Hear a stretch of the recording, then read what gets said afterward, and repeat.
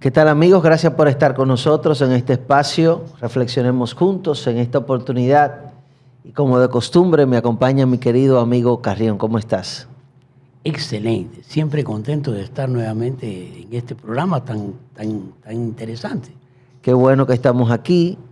En esta oportunidad vamos a hablar acerca de la caída. Vamos a reflexionar acerca de la caída y cuando hablamos de la caída, hablamos específicamente de ese mensaje, ese mensaje que nos deja la transgresión de Adán y Eva, nuestros primeros padres. Y nosotros de alguna manera nos vemos reflejados en esa narrativa porque fue la humanidad que cayó, no fueron ellos, fue la humanidad. En Adán y Eva estaba representada la humanidad. De modo que la caída es el relato del fallo de la humanidad. Del fallo de la humanidad. Correctísimo. Exactamente. Pero ¿qué es la caída? ¿En qué consistió, Carrión, el pecado de Adán y Eva? Bueno, es incomprensible. En realidad, tratar de describirlo es difícil. Tenían todo. Dios les había entregado un mundo que tenía de todo: alimento, amor, tranquilidad, paz, maravillas, cuidado, el cuidado exclusivo de Dios y sus ángeles. Y caen. Uno no se puede explicar. Es simple y llanamente esa prueba. Él iba a diario a hablar con ellos también. Eso es como diario. La cereza del pastel. Mira, te estoy dando todo, no necesitas nada, ni siquiera necesitas ropa. Ya. No necesitas nada, estás en un lugar perfecto y para cerrar con broche de oro, vengo diario a hablar contigo. Exactamente. Pero claro, como todo amor, necesita ser probado. ¿Cómo yo pruebo la fidelidad de algo? ¿Cómo yo estoy seguro de que ese algo me ama? ¿Cómo estoy seguro de que ese algo corresponde a ese cariño que yo tengo? Y decide probarlos. Y la prueba fue algo aparentemente sencillo, pero no lo fue. Aparentemente sencillo. Y la serpiente, ahí entra el relato de la serpiente. La serpiente se presenta a Eva sola, no a Eva y a Adán, se presenta sola, en un momento cuando ella estaba separada de Adán. Y le dice: entonces, ustedes no pueden comer de lo que está aquí. Y le dice: no. Podemos comer de todo, pero no podemos comer de este árbol. Porque el día en que comamos, moriremos. Y él le dice: no, eso no es verdad. Y eso es interesante porque Satanás a través de la Biblia se presenta como un engañador. No como un mentiroso, porque los mentirosos dicen mentiras. Engañador es aquel que tergiversa algo verdad. Y les presenta algo que tiene que ver con la inmortalidad. Le dice: no va a suceder eso, no van a morir. Al contrario, van a ser inmortales, van a ser como dioses. Y cayeron. Exacto. ¿Cuáles son los elementos de esta transgresión? ¿Cuáles son los elementos que entran para nosotros como desfragmentarlos y verlos por parte? Nosotros tenemos ahí la serpiente que usted acaba de mencionar. La serpiente era como la conocemos. ¿Por qué elige Satanás? Es un estratega. Claro. Es un estratega. ¿Por qué elige Satanás la serpiente? Porque era la más bella de la creación. Era una serpiente con alas doradas y volaba. Me imagino que si nosotros apreciamos el vuelo de un águila, porque es hermoso ver a un águila volar, o a un halcón, o a un cóndor, imaginémonos asimismo la belleza que tendría ese animal, que ella se sintió atraída. Correcto. Y además, ningún animal del huerto hablaba. Y este llegó hablando. Lo que llama la atención, por supuesto. Sí, o sea, me imagino que Eva, cuando vio este animal hablando, le pregunta, la inquieta, mete ideas en su cabeza y le dice, mira, no morirás. No morirás. Entonces ella, me imagino que ella hace sus cálculos y dice, ven acá, pero si este hombre, si esta serpiente está hablando, mira lo hermosa que es y no ha pasado nada, posiblemente comió del árbol. Posiblemente comió y voy a creerle. Voy a creerle, ¿verdad? Voy a Tengo creer. evidencias aquí, ¿no? Puso de lado a su Dios. Exacto. Se olvidó, tomó su propia decisión, cosa que hacemos nosotros. A diario, o sea, ese es el relato nuestro. A Es diario. el relato nuestro. Es el relato exactamente. nuestro. ¿Qué otro elemento entra en esta? ¿Por qué Dios coloca, que es una pregunta que se hace todo el mundo, cuando la gente escucha el relato de la caída, dice, ven acá, pero ¿por qué Dios puso ese árbol? El problema fue que Él puso ese árbol. ¿Por qué entra este elemento? ¿Por qué Dios coloca este símbolo en el mismo centro del huerto y pone esta piedra de tropiezo, como la describen algunas personas? La fidelidad. Es un tema de fidelidad. Es un tema de fidelidad. Entonces yo puedo decir que soy fiel sin que se me pruebe. No, no puedo. Tenemos que probar nuestra fidelidad. Por eso vivimos con, ese es el legado del libre albedrío. Que yo tengo que elegir. El libre albedrío es nuestra facultad de poder decidir, de poder elegir. Y Dios quiso probar esa capacidad. Y hay un elemento que tú mencionaste al principio, que fue el del amor. De la única manera que el amor es si es libre.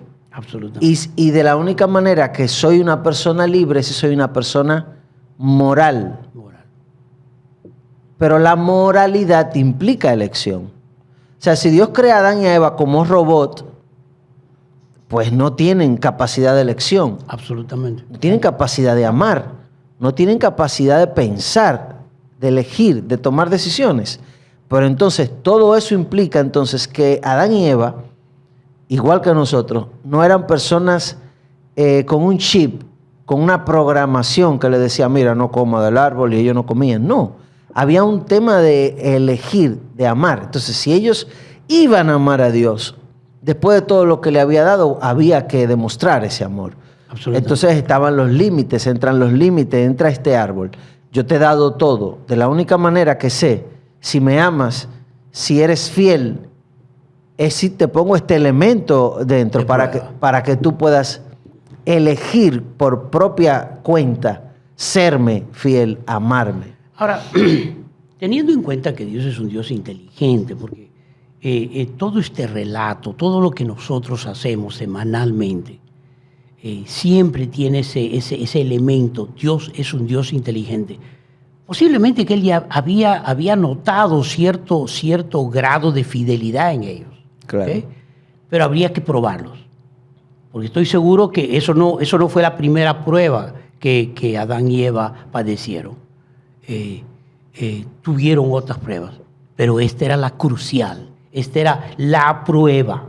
¿Okay? Si no pasaban esta prueba, porque la Biblia nos enseña de que Dios nunca prueba más allá de lo que nosotros podemos resistir. Correcto. Entonces, evidentemente que ellos estaban capacitados para pasar esa prueba. Claro, definitivamente. Porque nosotros a diario tenemos este árbol prohibido en nuestras vidas. En el trabajo, con la esposa, con el esposo, con el amigo. Mira, te estoy confiando mi casa para que la cuides.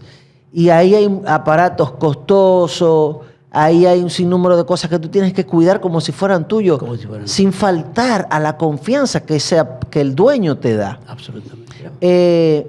En el trabajo, mira, estás manejando procesos, estás manejando, qué sé yo, dinero. Tu caja chica, tienes que liquidarla. Bueno, pero ¿cuántas veces? Por ejemplo, el otro día escuché una noticia ahí de una señora que se transfirió de la cuenta de su jefa a no sé cuántos millones de pesos a su cuenta. Qué bien, ¿no? Entonces, es eso. O sea, a diario tenemos este fruto prohibido probándonos. Y nosotros tenemos la capacidad de decir, yo no toco lo que es mío. O lo hago de esta manera, porque a veces no es sustraer algo. Es cómo administro lo de otro. lo que se me ha confiado. Es como no violo la confianza de otro. Entonces en eso consistió la caída. Y en eso consiste nuestra caída diaria. Cada vez que fallamos a un ser querido, a un amigo, a una institución, a alguien, a nuestro Dios, estamos comiendo del fruto prohibido. Exactamente. Y eso tiene consecuencias, por supuesto. Correcto. ¿Y cuáles fueron las consecuencias para la tierra? ¿Cuáles fueron las consecuencias para la serpiente? Bueno, como resultado de eso tenemos lo que tenemos hoy en día, un desastre. Tenemos Definitivamente, calamidad, no pudiste haberlo dicho mejor. un desastre, una calamidad, hay muerte, enfermedad.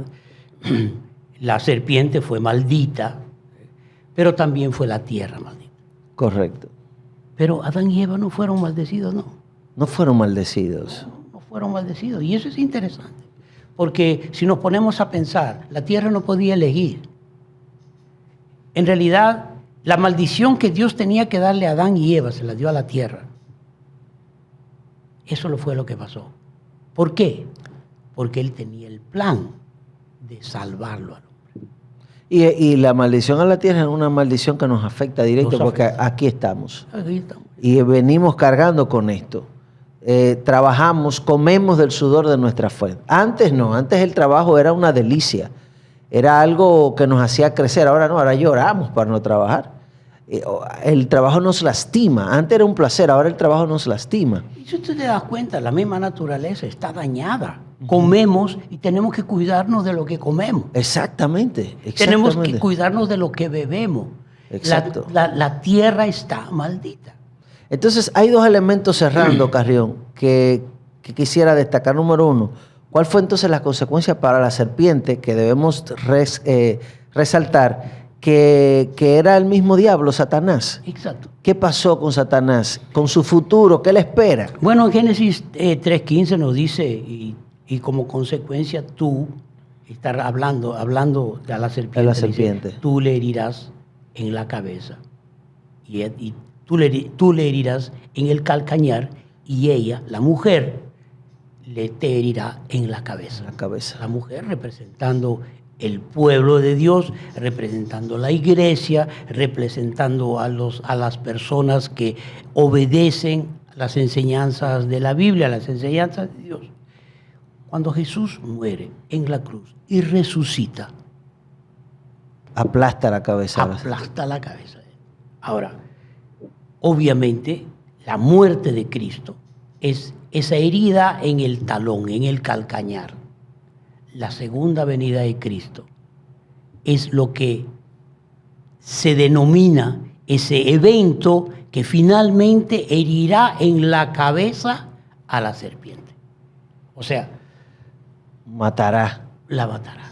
Destruirá, O sea, por completo. totalmente. O sea, ese es digamos, el fin de este relato de la caída.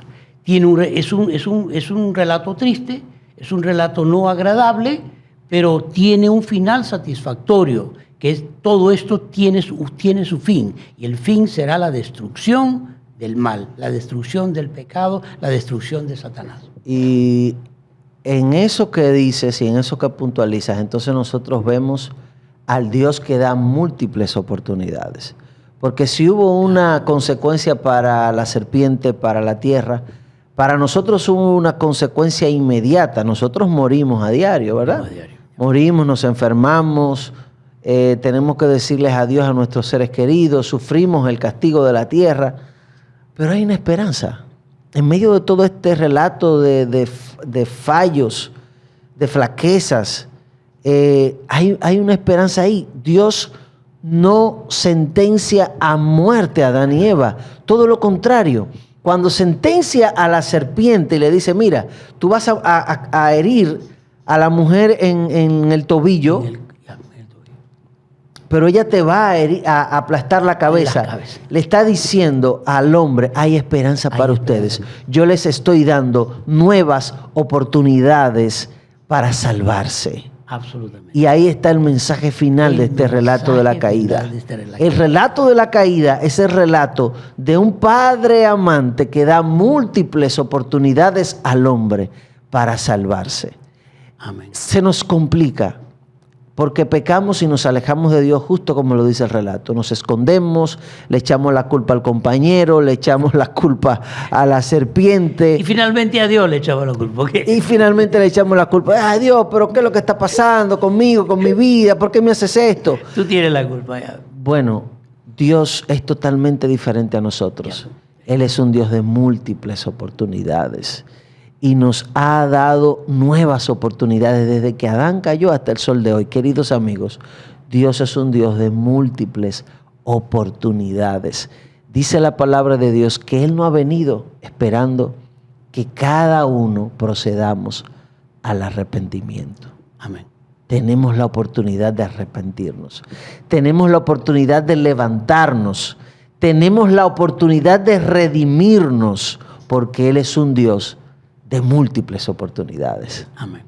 Que Dios nos bendiga.